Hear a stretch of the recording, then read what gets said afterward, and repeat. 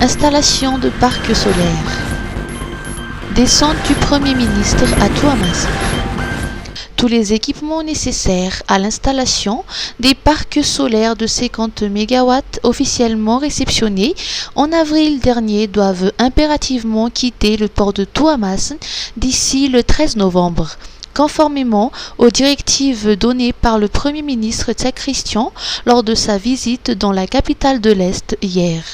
À cette occasion, le chef du gouvernement a présidé une réunion spéciale avec les responsables concernés afin d'accélérer la mise en œuvre des mesures déjà annoncées par le président Andry Rajoelina pour résoudre les problématiques liées à l'approvisionnement en eau et en électricité à travers le pays.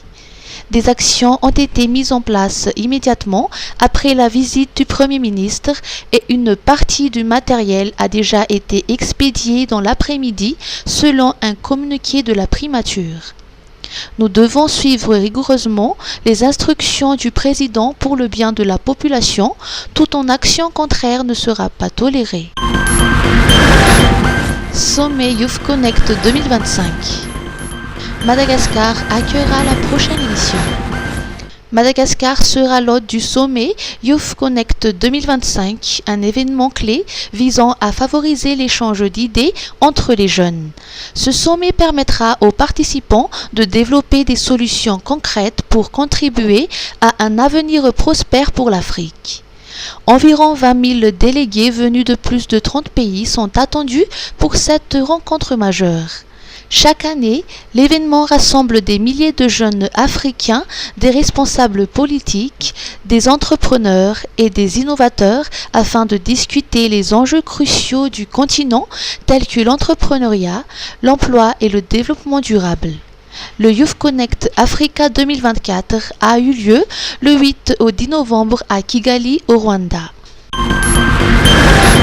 Pas de pluie? La pollution s'aggrave à Antananarivo. La qualité de l'air à Antananarivo demeure préoccupante, notamment pour les personnes sensibles à la pollution.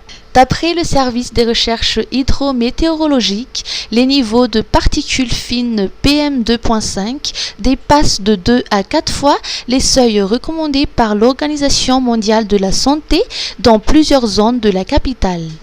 Dans les 3 jours à venir, les conditions météorologiques devraient favoriser l'accumulation des polluants, rendant la qualité de l'air particulièrement défavorable pour les enfants, les personnes âgées, les femmes enceintes ainsi que celles souffrant des troubles respiratoires et cardiaques.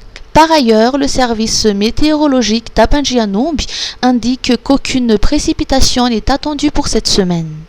En revanche, Météo Madagascar prévoit un risque de formation d'une perturbation tropicale dans la partie centrale du bassin cyclonique de l'océan Indien à la fin de la semaine.